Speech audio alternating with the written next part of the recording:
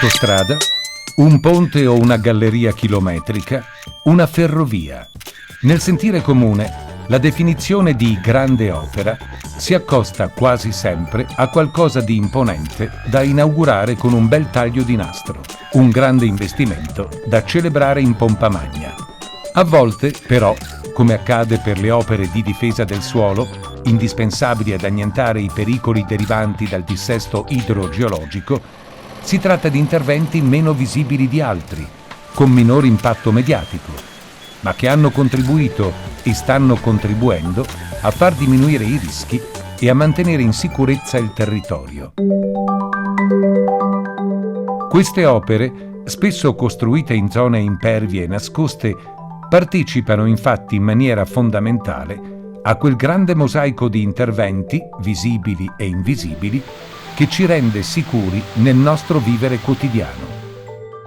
Si pensi ad una briglia incastonata tra le rocce di montagna o sul pendio che precede una celata radura. Si pensi ad un bacino di laminazione che, seppur situato in luoghi più accessibili, in tempo di pace non si nota neppure, se non per la vastità del terreno, solitamente a prato, riservato all'eventuale necessità di deviarvi provvisoriamente le portate in eccesso di un corso d'acqua. Un grande mosaico, come nel caso del poderoso piano per la ricostruzione post-Vaia, fatto di una miriade di azioni di ripristino e difesa, la cui gestione commissariale, affidata al presidente della Regione Veneto Zaia, ha registrato unanimi apprezzamenti per l'elevato aumento della sicurezza, innanzitutto idraulica. Considerate che l'attività da farsi con Vaia è un'attività che non si fa in pianura innanzitutto e soprattutto la si fa in un contesto nel quale per 5, 6, 7 mesi all'anno c'è l'impraticabilità dei cantieri. Un grande sforzo è quello di organizzare tutto il tema del legname da mandare via. Pensate solo che per dare una dimensione ai cittadini, se riempissimo virtualmente dei camion con tutto il legname di Vaia, avremo un serpentone che parte da Rocca Pietra e arriva a Reggio Calabria. E si va avanti, ricordo che il budget di Vaia è circa 1 miliardo di euro.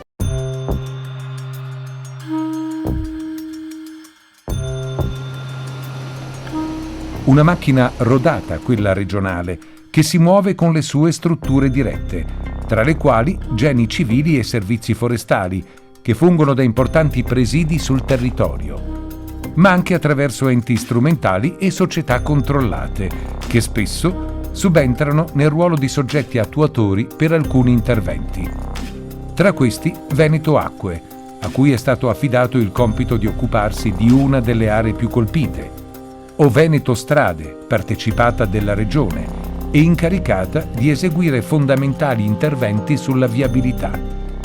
Veneto Acque è una società interamente partecipata dalla Regione Veneto. Nel tempo si è sviluppata moltissimo anche per interventi di natura proprio ambientale, di bonifiche, di scariche o altri siti contaminati, e adesso si sta anche interessando a aspetti di tipo proprio naturalistico, idrogeologico e difesa del territorio. Ultimamente appunto abbiamo avuto dalla Regione Veneto di intervenire su Alleghe e Rocca Pietre. Sono 10 gli interventi che stiamo seguendo per complessivi circa 24 milioni. Uno il recupero dei serai di Sottoguda, l'altro il lago di Alleghe, un intervento da circa 8 milioni di euro, riguarda lo sgaiamento del lago, una buona parte del lago, e anche tutta la ripulizia dell'asta del Cordevole.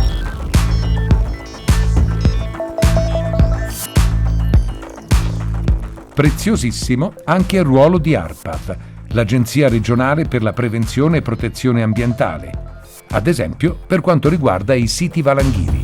Mattinata con le amministrazioni, che continuiamo a supportare per ogni necessità, per alcuni ulteriori dettagli sulla gestione dei rischi valanghiri. Nell'obiettivo di tornare presto alla normalità dopo Vaia, non stiamo lasciando nulla a caso. Basti pensare che in brevissimo tempo, anche grazie al nostro braccio operativo rappresentato da ARPAV, abbiamo censito 120 siti, di cui ben 86 con possibili effetti impattanti su edifici, e che stiamo monitorando affinché tutte le procedure avvengano in totale sicurezza e con il minor disagio possibile anche per le tante attività in essere sul territorio. attraverso la nostra struttura specialistica che è il Centro Neve e Valanghe di Arabba, a individuare tutti quei siti in cui gli effetti della tempesta Vaia avevano significativamente modificato lo stato dei versanti. In questo modo la mappatura dei siti più pericolosi, per i quali le condizioni di pericolo sono mutate, è stata messa a disposizione dei sindaci, ma anche di Veneto Strade, in modo da gestire elementi di pericolo che possono riguardare sia le abitazioni, sia il traffico veicolare, sia più in generale la presenza delle persone.